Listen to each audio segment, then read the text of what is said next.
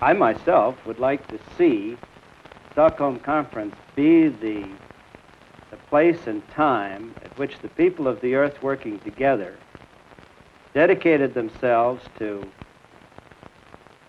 producing in the last 25 years of our century of science, the 20th century, dedicating themselves to using their intellectual, technological, and scientific resources to bringing man into equilibrium.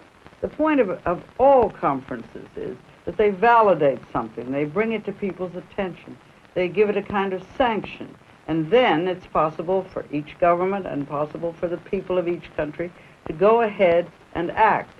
This is perhaps a first step toward people getting together. After 2 years of intensive preparation, we have placed before the governments of the world a program of action that is really without precedent.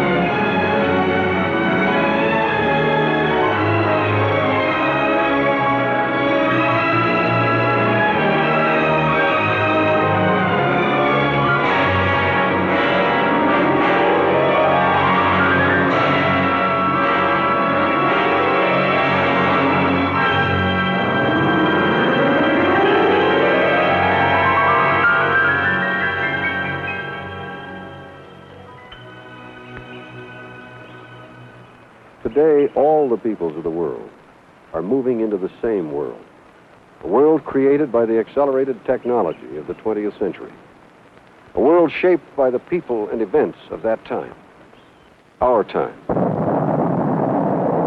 In the 20th century, we reached for the moon and developed the technology to grasp it. We traveled backward in time and saw what our own planet looked like in its primordial beginnings.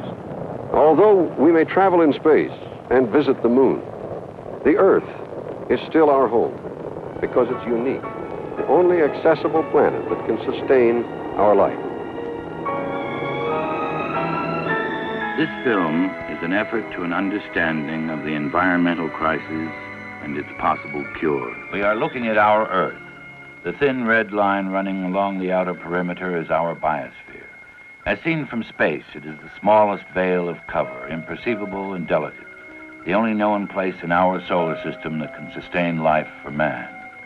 We cannot exist more than a few thousand feet above our Earth, nor can we yet live beneath our oceans and soil. Most of us exist near sea level. The inescapable fact is that man can exist only in his biosphere. The author of numerous books, Barbara Ward, is Albert Schweitzer Professor of International Economic Development at Columbia University. It is possibly the beginning of an era in which this vision of the planet that you see from the moon a single, alone, full of light, full of life, and the only single planet that's got these qualities, that vision, especially among the young, can mean a redirection of how people think about this problem, because you will not create a community unless you've got some moral commitment. And moral commitment needs some very stern underpinnings, because we ain't moral easy. Now, it seems to me that the biosphere, in which we share a climate, we share systems, we share ocean, and we cannot escape it, could be the physical, scientific, and technical underpinning of a moral community, because we tend to be moral when we have no further choice. One of the world's great women, a foremost anthropologist and a great humanist, Dr. Margaret Mead explains her views. The air we breathe is indivisible, and this is something that we all share and is impossible for any group of people, any individual, any country to possess.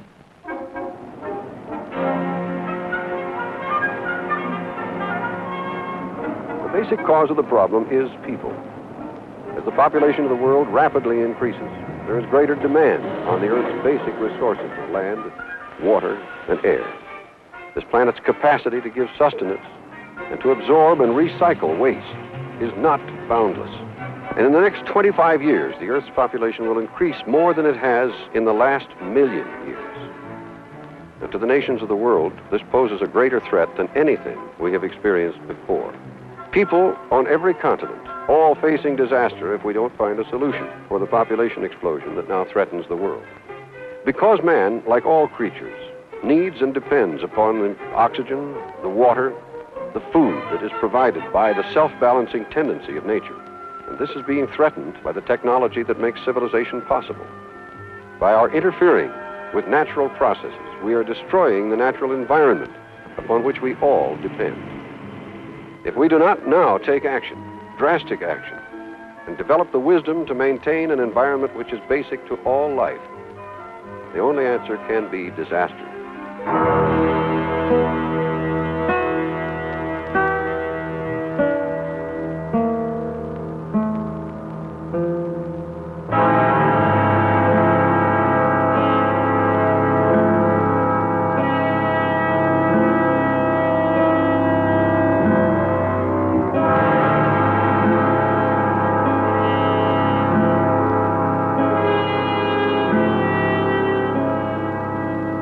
President Nixon and the United States Congress established the Commission on Population Growth and the American Future.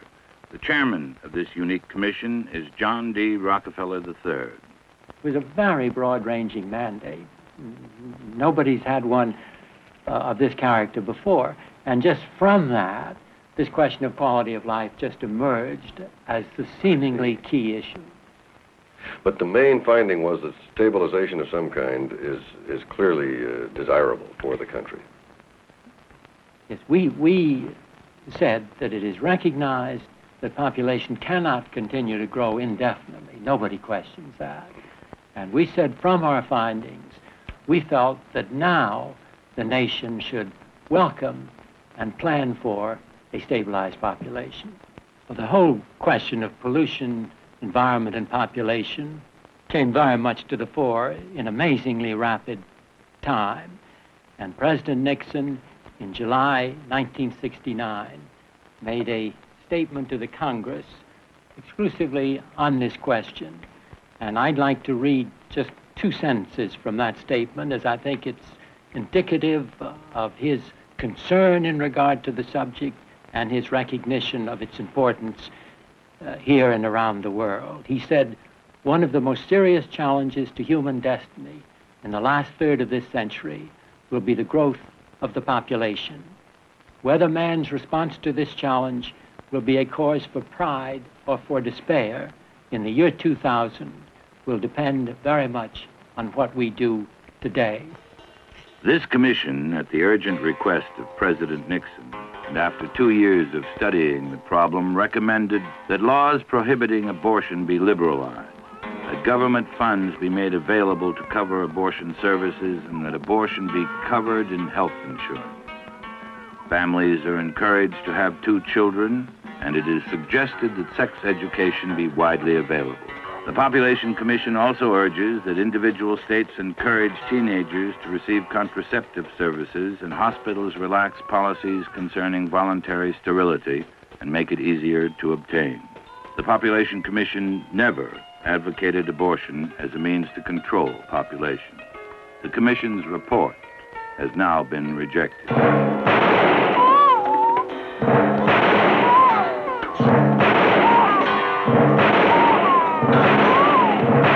I do think, to begin with, governments often appoint commissions so they won't have to deal with the problem.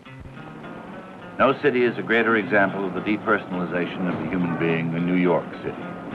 New York City has become practically ungovernable, with almost weekly breakdowns and strikes disrupting all services to the city.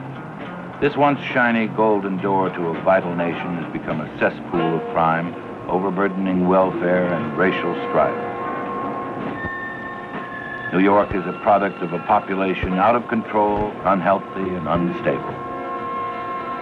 The population issue was discussed in depth with the ambassador from Japan to the United Nations, Mr. Motoo Ogiso. Japan was also one of the first nations, to my mind, that moved toward a stabilized population level. How do you account for that? I think it was brought about by the sort of spontaneous or voluntary recognition by the people of the importance of population control. It was not urged particularly by the government, but the people themselves understood that without the appropriate population control, they would not be able to achieve the higher standard of living. In my personal opinion, that was the main cause for the success of population control in Japan. Chairman of the Preparatory Committee for the Stockholm Conference on the Human Environment is the Jamaican representative, Ambassador Keith Johnson. In my view, we have a first-rate family planning program supported by a government, and in the past decade I have watched a decrease in the natural increase in Jamaica and in the birth rate in Jamaica. In this whole population question, I think we have to talk first about balance. We want to balance the population, the people that are here at any one time, with the resources at any one time. And we know at the moment we don't have the resources.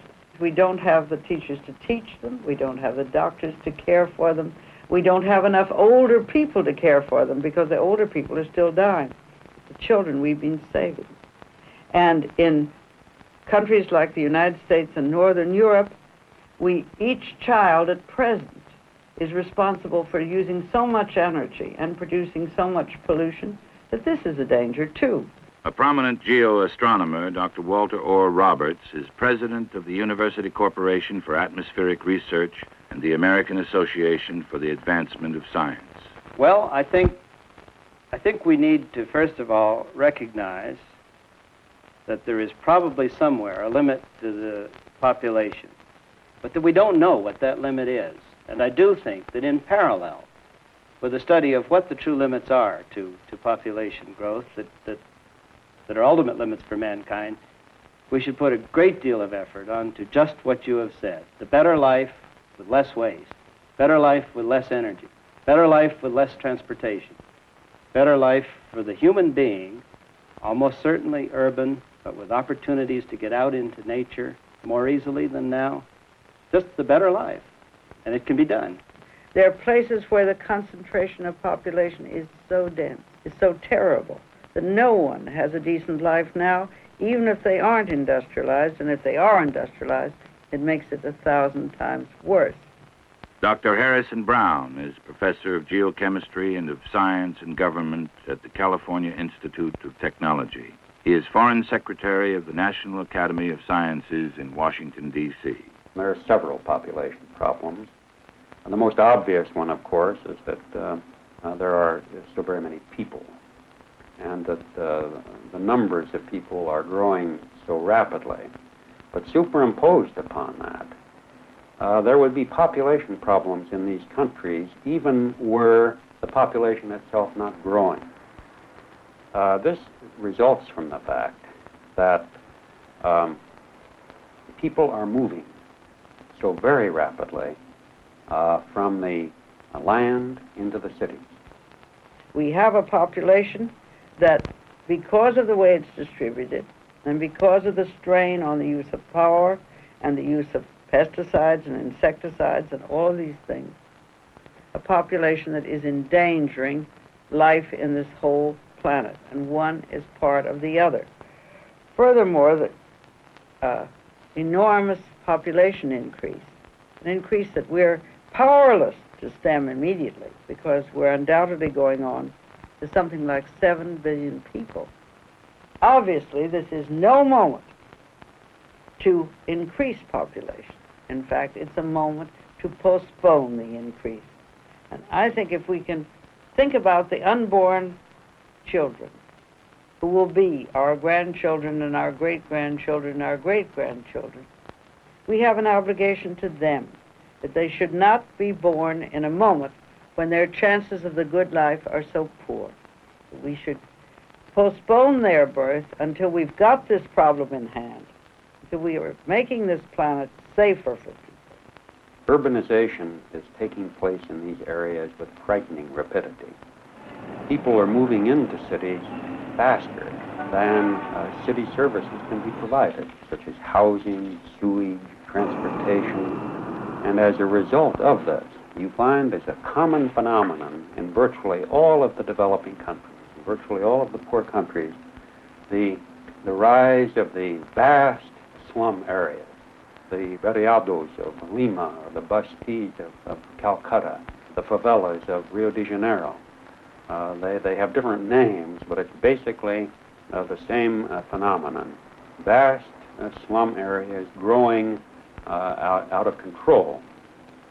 Related to that is still another problem, and that is that people are pouring into the cities more rapidly than jobs can be provided.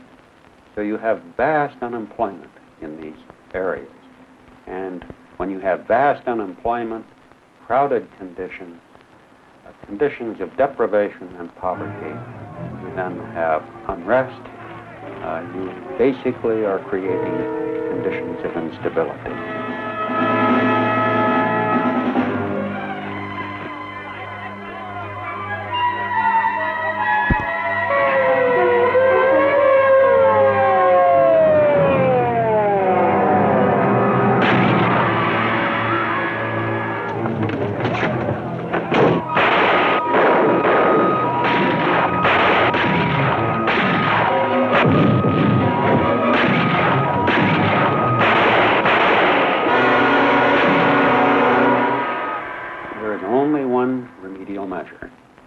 Development.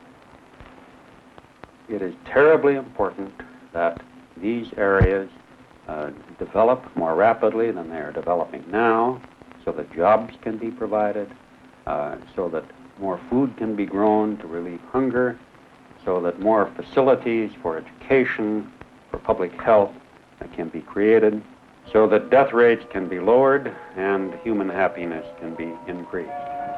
And we have to recognize also that the industrialized countries must balance their population as vigorously or more vigorously than they ask any other part of the world to do, because we may not be as poor. We may be able to feed our populations on beautifully packaged food that's been very carefully set up and is using tremendous amounts of polluting materials to bring that food into our homes. This population increase is endangering the quality of life everywhere. We can take less good care of our children. We don't know how we're going to build houses for enough of them. When you realize that we have to build as many new dwelling units as have ever been built in the history of man, if we're going to house the people that live here now properly.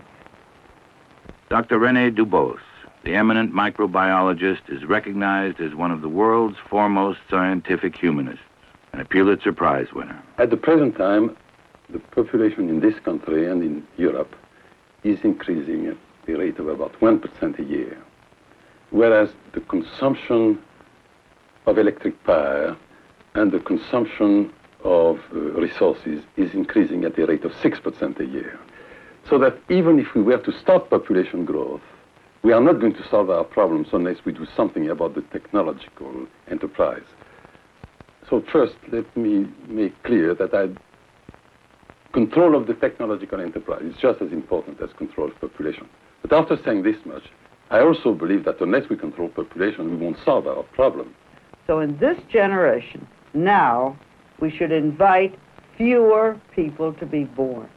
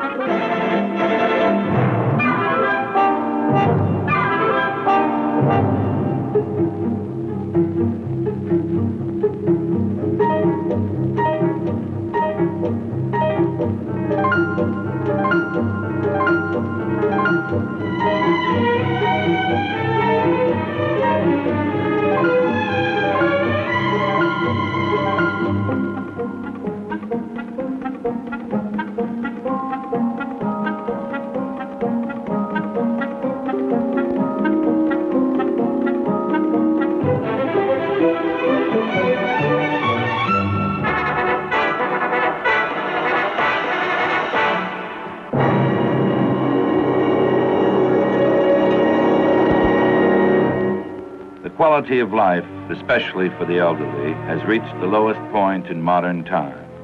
With ever higher and higher living and medical cost, the once bright promise of a golden age in life has become instead a time of despair, hopelessness, and resignation.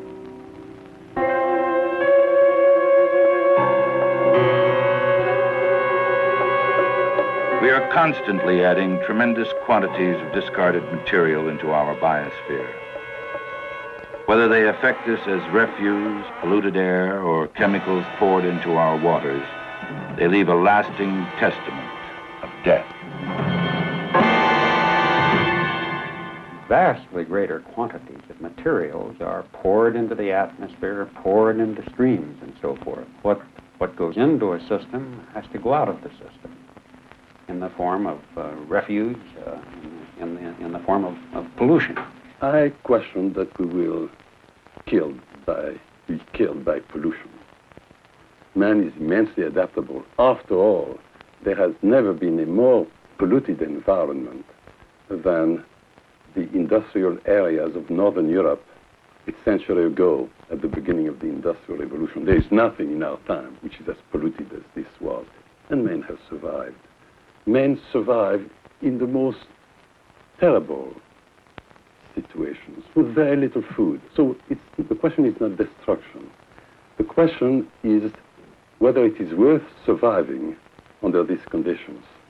What we're worrying about is what's going to happen to the atmosphere all around our Earth, and it's going to hit you wherever you are, in Africa and Asia, in South America, just as much as it will hit the principal polluters in the world. For the first time in the history of mankind, we have during the past 50 years introduced a variety of substances with which nature has had no experience in the past, so that nature does not know how to deal with them. And when we speak of a persistent pesticide, for example, what we really mean is that this is a kind of pesticide for which there is nothing in nature to destroy them. And that's perhaps the largest single problem that we face today. In the controversy between population numbers and technological residues, which is the more crucial issue, the population or the pollution? I think that's the wrong question, see. And I think we should add war. We should add all the consequences of scientific warfare today with radioactivity and the destruction of territory that goes on in a modern war. And we should face the fact that it's modern types of warfare, the population explosion, and the endangered planet in terms of the kinds of pollution that we're giving it, all together that are producing the crisis. Environmental problems of the atmosphere are very intimately connected to weather forecasting and to weather research. The very same techniques that allow us to assess the distribution of rainfall, cloud cover, and so on, are involved in assessing the fate of atmospheric pollutants, where they'll drift to, what the chemical reactions will be that occur, and in fact what the impact of man's activity will be on the weather itself. And I suspect that one of the very most important studies of the next 2 or 3 decades will be the study of what the added heat pollution, the added dust burden to the atmosphere by man's activities, what that actually does or will do to the climates. So it's very much the same problem. We are looking at an electronic picture created by one of the world's most advanced computers at the National Center for Atmospheric Research in Colorado. Leading scientists believe that the computer may be the key to a new era in global weather forecasting, revealing to us the secrets of the atmosphere and aiding mankind with a 2 to 3 week accurate forecast of the weather throughout the whole world. The benefits from such knowledge in the fields of agriculture, transportation, and recreation are enormous.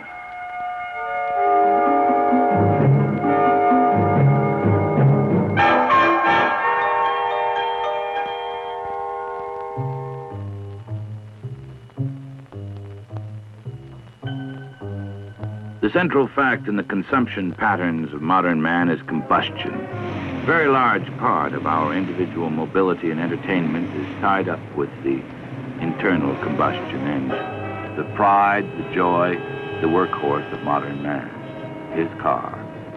In the United States, there is now virtually 1 automobile for every 2nd citizen.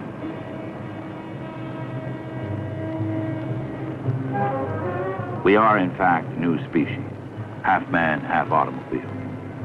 And it is the heavy breathing of our motorized half that poisons the air, destroys the lungs, and creates Smog City.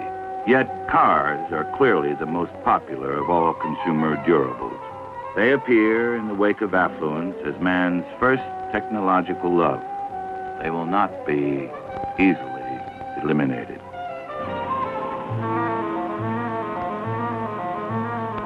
An enormous part of our increased demand for more and more energy is satisfied through the burning of fossil fuels. The major problem is with coal. Electricity generation is expected to triple by 1990. Coal will still be providing at least half of this vastly increased flow. It is plentiful, although to get it, many countries will pay a terrible environmental price in scarred and abandoned landscapes. The air in Tokyo is so poisoned that special exercises are given to increase respiratory capabilities. These children are performing a daily practice that will hopefully strengthen their lungs. Japan is not alone with its contaminated air. On the other side of the world, in the very center of affluence, similar breathing drills are held on the rooftops of New York City.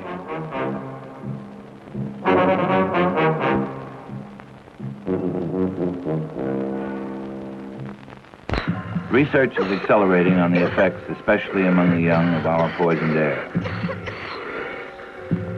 Bronchial diseases among children are rising at an alarming rate.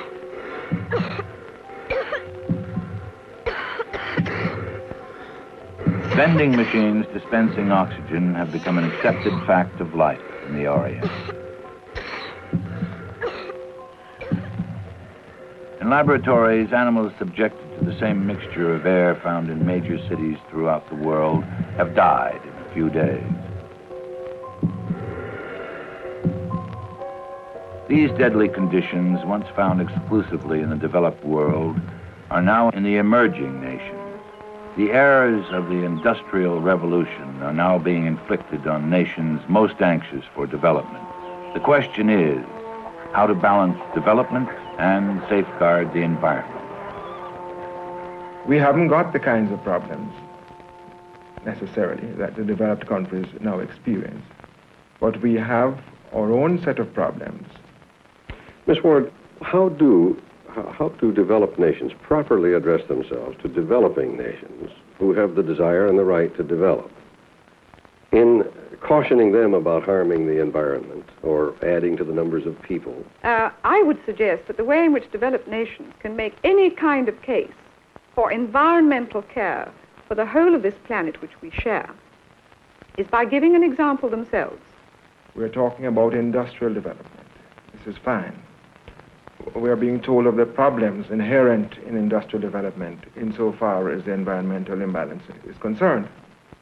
What we have to learn to do is to make it clear to people whether they belong to rich countries or to developing countries, that whatever happens to our environment in the way of pollution or resources will affect their individual lives and, more importantly, the life of their children. As we have built up to the conference, developing countries have come to see more and more how they can benefit from the conference, as long as this program is not likely to inhibit our development. The developing nations don't have to have the dreadful cities that we've got in the developed world. They do not have to have megalopolises of 6 to 10 to 20 million people. If you begin now with a sensible concept of an urban grid with poles of growth in various parts of the developing countries, you can have cities of 500,000 to 1 million as your centers of population. You can have the smaller cities serving the new agricultural markets, and you can, as it were, disperse your population so that you don't have, well, you know what we call Boston to Washington. Yes. Boswash, isn't it? Boswash. I mean, you can avoid this because the developing nations are not dug into stone and concrete and iron and steel the way we are. Now, I don't think we should talk about countries as growing. Countries aren't single organisms. And if we talk about their growing, we are saying, in effect, that if they finally reach maturity, the next thing they will do is to be senescent, senile, and dead. At the present time, there are 130 some odd nations, each of which likes to consider itself as sovereign, each of which likes to think that it can do anything it pleases. We now know that we are locked together in many ways. We inhabit this single planet together, and with these high levels of technology, we are beginning to interfere with each other. I mean, it's inconceivable for any Western democracy to subsist even for 10 years more if we didn't have, through progressive taxation, a steady transfer of resources from rich people to poor. Well, I consider that we can begin to talk about the world environment and about safeguarding our planet when we, the rich nations, are giving in perfectly formal, institutionalized tax assistance. Oh, at least 1% of our gross national product in development capital for the poorer nations. I would go higher myself. We've got to stop lecturing them while we sit back and engross 80% of the world's income for 20% of the world's people. And that, I think, is the critical thing on this development environment issue. The developed countries have come to realize that we must have this development regardless, and that we can have it on a planned and on an intelligent basis using some of the experiences of the developed countries. They have the technology. We need it. Japan is trying to explain the experience we had in our industrial development. We concentrated our effort to increase the production. We haven't paid too much attention to the environmental problem. So Japan is now suffering pollution and contamination problems. And if the developing nations understand those possible problems, they might be able to avoid to repeat the same experience which we had. What worries me is that so great is the shortage of capital, so obstructed are the means of development, that they won't even be able to learn from our mistakes. That would be the ultimate tragedy. I mean, for us to go and make the mistakes and then no one to learn from them. That really would be a cosmic bad joke, wouldn't it? A substantial part of the flow of funds and materials and so forth from the rich countries to the poor today is in the form of weaponry, in the form of military assistance, and that doesn't count. Yet we call it foreign aid. We in the United States do it, Soviet Union does it, the United Kingdom does it, France does it. We must have this development. We must have industrial development. We can't stop these. But we do want to protect the environment. Secretary General of the Conference on the Human Environment and Under-Secretary General of the United Nations, Mr. Maurice Strong. What does one say to an underdeveloped country that is more concerned about its development than perhaps the pollution that would result from it? The developing countries, in their response, are really the same as we are. For many years, when we have had to make a choice between the acceptance of a bit of pollution and the provision of industry that would bring economic benefits and jobs to our communities, most of the industrialized world has always made and continues to make a choice in favor of industry. Now, when you're faced with providing, as the developing countries are, the very basic necessities of life for their people, shelter, food, most rudimentary kinds of health care and educational services, it's quite understandable that their preoccupation is with the provision of the economic resources that will do this. What do you say to a poor nation that has the desire and the right to develop? A nation that might not be so cautious about pollution. Well, I say to a poor country, I understand it perfectly. I mean, you're trying to get the very rudiments of life. You're trying to get water into a village. You're trying to get electric lights into places where there's never been light before. And this means a tremendous amount to you. And I understand perfectly that if you think this issue is an issue about pollution, just as such, you know, that you may pollute a river or you may deforest some of your hills, or you may destroy some of your land in some way or other. If you think this is a temporary local issue and see it as a barrier to a better life for all your people, of course you're against it. And you think of it as something for the rich countries, but it isn't temporary and it isn't local. Many marine biologists feel that the oceans are the most immediately threatened part of the biosphere. 1/5 of the entire quantity of protein consumed by mankind comes from the sea. Only the fact that so much of our planet is composed of water makes it habitable. It was in the oceans, after the downpour of the early rains, that life first began to stir. It was from the oceans that plants and animals emerged to colonize the land surface of the planet. It is the oceans which provide the water vapor which, drawn up by the sun, falls upon the earth in harvest-bringing, life-sustaining rain.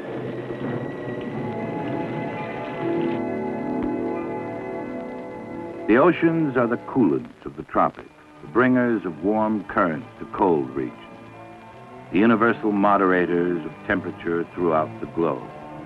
The oceans are our major provider of oxygen. Yet we still appear to be under the ancient concept of an endless ocean. What's happening to the ocean, in the middle of the ocean, doesn't belong only to the industrialized countries, because if we find that we have dangerous, desperate, toxic pollution in the bottom of the ocean, that's going to affect all of us. Because we are relatively unpolluted, we prefer to be able to stay relatively unpolluted. And one of the means in achieving this is to take a direct interest in the whole question of the environment, because we can't live in isolation. The environmental problems are all around us. The waters are bringing these environmental problems to us. We couldn't hope, really, for people everywhere in the world to understand what's happening when they're so concerned with feeding their own people, or so concerned with the kind of localized pollution that we have in Europe and the United States. We all tend to feel that once a polluted river empties into the open sea, once we conduct city sewer systems far enough away from the land, all waste will disappear into space beyond the horizon, as if we could pipe it away from our planet. The thoughtless disregard we have for our waters is graphically demonstrated by this slaughterhouse. The river runs blood red for several miles downstream from the butchery. Visceral parts are dumped directly into these waters. In spite of a great body of protest, nothing to correct it has been done. Rivers bring down the runoff from fertilizer. Pesticides are carried out to the ocean. All discharge dumped or channeled into the sea from the very dawn of time until this moment has accumulated in the lowest section of our biosphere, the only one with no outlet for refuse.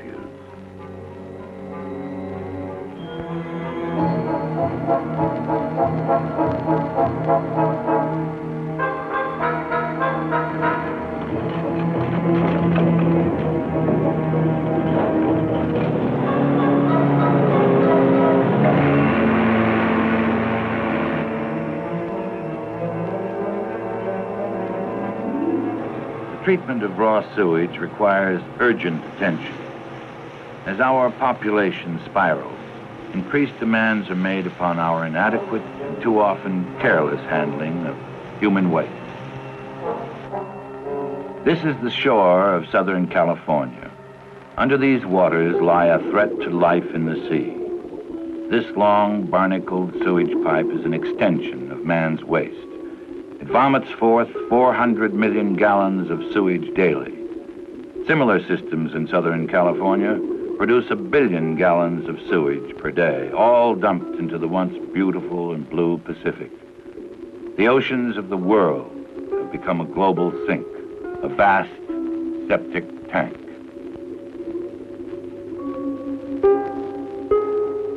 Man uses the whole oceans as a receptacle for unwanted material and waste. We do not know how much they can stand. In coastal areas, we can see and smell a clear and present danger. The British taxpayer has some idea of how many millions he had to pay to clean up after the Torrey Canyon disaster. These waters carry a disease that affects 1 person out of every 15 in the world.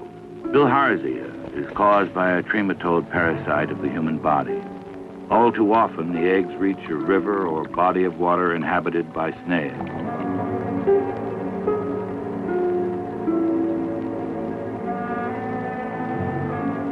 Here they invade the snail's tissue.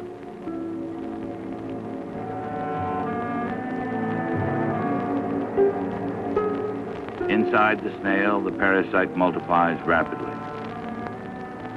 From the snails emerge Cercaria, a minute swimming form of the parasite.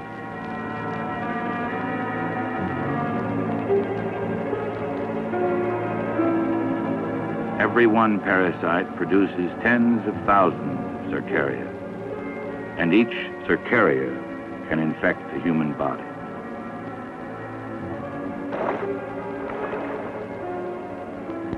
In the water, the Cercaria bore through the human skin and end up as adult worms in the veins around the walls of the intestine and bladder, and there they lay their eggs. Some of the eggs remain in the body to block and destroy vital organs. Bilharzia has now appeared in the Western Hemisphere. There is a known cure, but a symptom of the disease is lethargy and apathy. To combat Bilharzia, an entire way of life must be changed. Modern technology has been called man's salvation, and at the same time, man's downfall.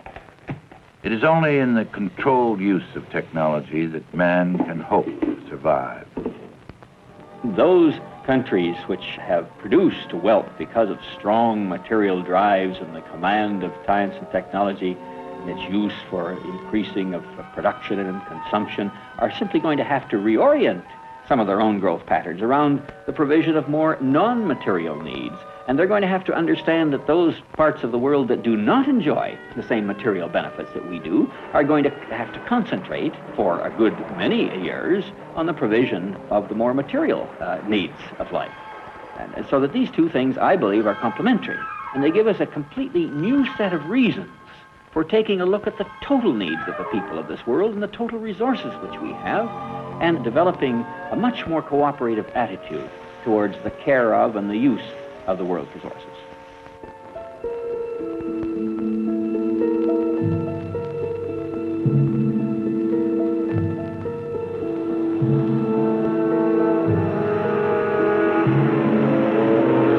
Among the new technologies being developed for agriculture is a remarkable technique for stabilizing the earth with oil to retain moisture and to stop erosion.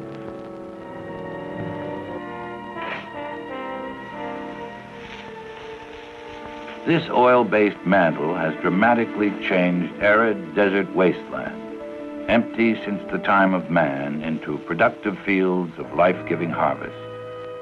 Agricultural research such as this is being carried on in laboratories throughout the world in an effort to turn the tide in man's search for additional food sources.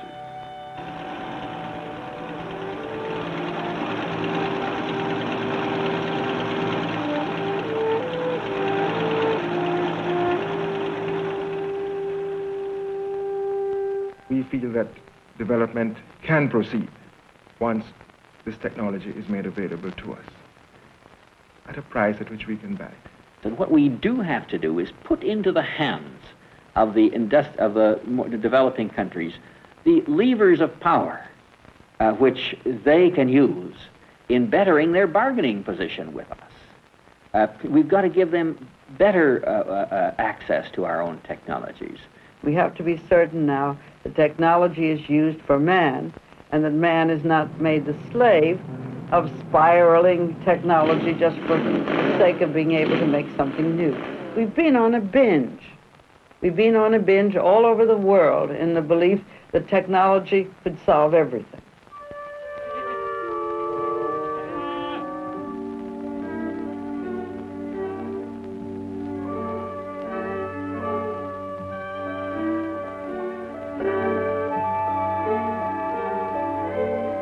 Man's use of technology has often been poorly controlled and often misapplied.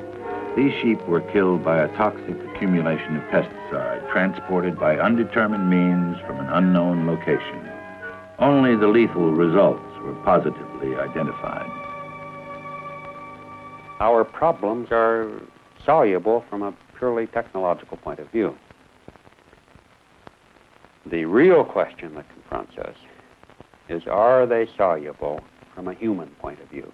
What impresses me more and more is that we have lost contact with the realities of nature, with the realities of the world, because there always interferes between us and direct perception, all those machines which in some way make our life easier, but make it easier by dissociating us from the world around us. And I think this is a very important problem in the rich countries. I suspect that the style of life that we live will be totally different from today, and that General Motors will be building cities and not automobiles.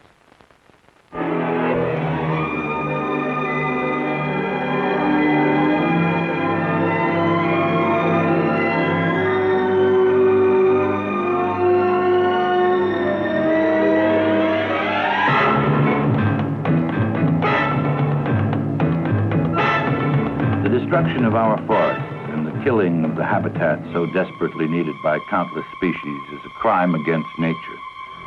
The rape of the earth cries out for controls to ensure that topsoil is returned, trees replanted, and damage repaired. The growing population creates a need for more cars and ever more freeway. People want to move. They want it so badly they accept an accident rate of 50,000 deaths a year in the United States alone, which, if caused by disease or war, would create a revolution. We not only need to slow our death rate, we need to slow and finally eliminate our mounting dump heaps. Each year, the United States junks 7 million automobiles, 48 billion metal cans, 26 billion bottles, and 65 billion metal bottle caps. What would you say is the major environmental problem of your country, Jamaica? I should think soil erosion is a matter of primary concern to us. We have to husband the soil. We haven't got all the land space in the world. And that which we have to seek to ensure that we take good care of it. And we have been affected by soil erosion. The very base of man's existence, the soil, has been abused by untold civilizations. The soil has long been laid bare by careless builders and ignorant farmers.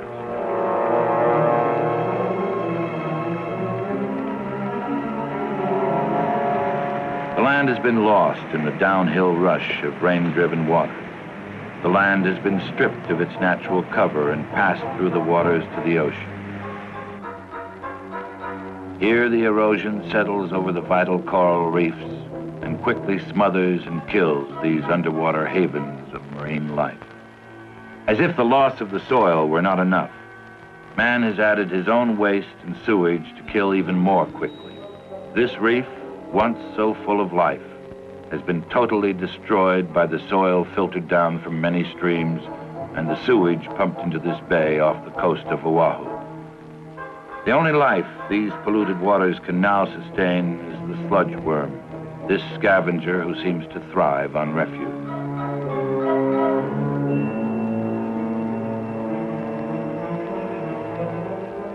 With care and planning, this same reef would have been alive and teeming with marine life, providing the essentials of man's continued existence. People very seldom are going to do things just because it's a good thing to do.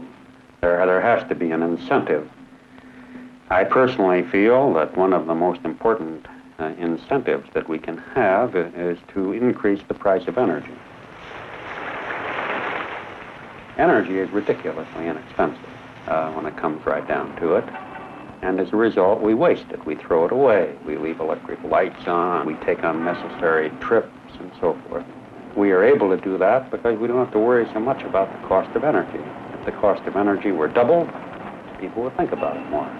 The central lesson of the environment issue for this generation is the necessity of our recognizing that we have reached a seminal point in human history, a point at which man's own interventions in the natural environment are really now the principal determinants of his own future.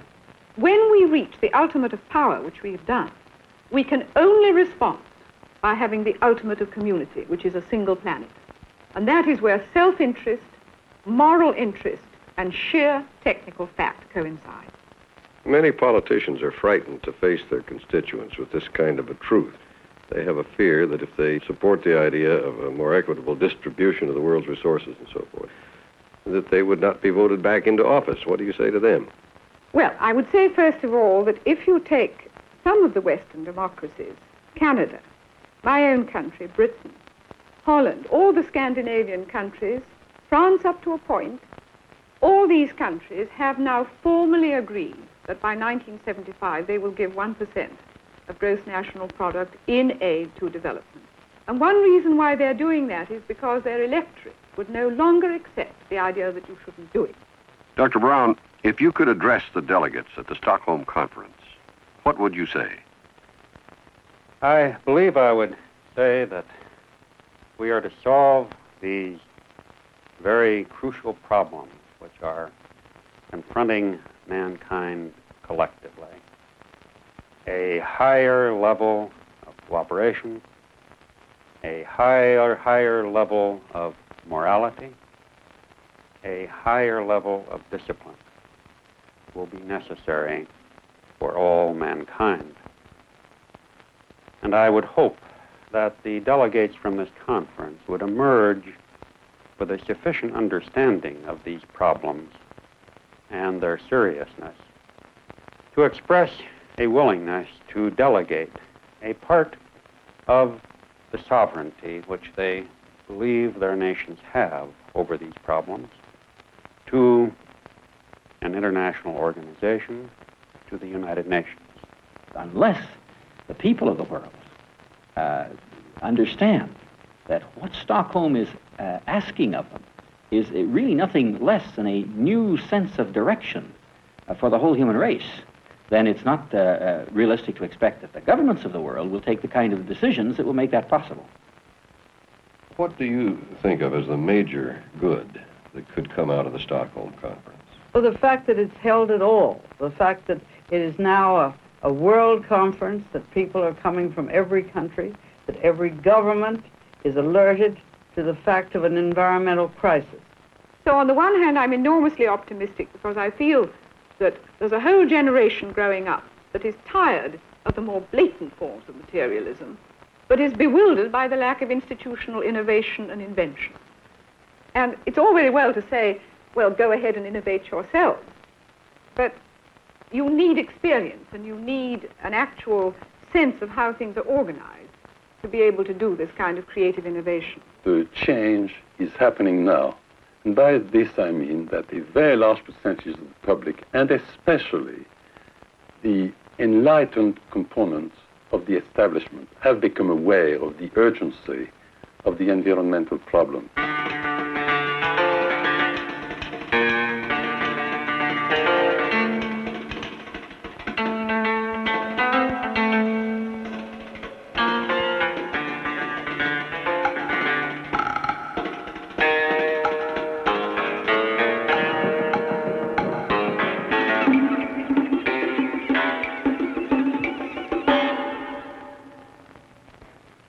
The human is not a simple animal.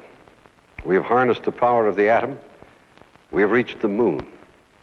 And yet we do not seem to understand our place on Earth and the natural laws that govern us. It is in the understanding of these laws and action in concord with them that our salvation lies. The salvation of the Earth and our own salvation. There is still time. Hopeful signs are beginning to appear on the international horizon. The recent agreement signed between the United States and the Soviet Union on mutual environmental problems is a large step forward. Only through international cooperation can we hope to correct the crisis facing all mankind. Man inhabits two worlds, the natural one that preceded us by billions of years, and the world we have built from our technology, using our machines and science to create an environment obedient to our purpose and directions. And now, as we enter the last stages of the 20th century, there is a spreading sense of awareness that something fundamental and irrevocable is happening to man's relations between both his worlds. Our new knowledge of planetary interdependence demands a reshaping of our individual loyalties. We must develop a sense of planetary community and commitment. We must make our Earth a center of rational loyalty for all mankind. Nationalistic loyalties must become secondary to our allegiance to Earth. We can only hope to survive in all our prized diversity by achieving an ultimate loyalty and devotion to our single, beautiful, vulnerable planet, the Earth. Alone in its life-supporting systems, powered by inconceivable energies mediated for us through the most delicate adjustments. Is this not a precious home for all us Earthlings? Is it not worthy of our love? Does it not deserve all the courage and care of which we are capable to preserve it from degradation and destruction? Now, for the first time in the history of man, an international movement is underway. The people of the nations and the nations of the world have joined together to find the answers. This building and the world's representatives hold the solution. We have seen what we've done to bring about the destruction of our Earth. Is it not the time now to cure the disease that we ourselves have created? The answer is in our own hands, in your hands. Don't let this moment in time pass. For we may never have another, not in our lifetime, not in anyone's lifetime.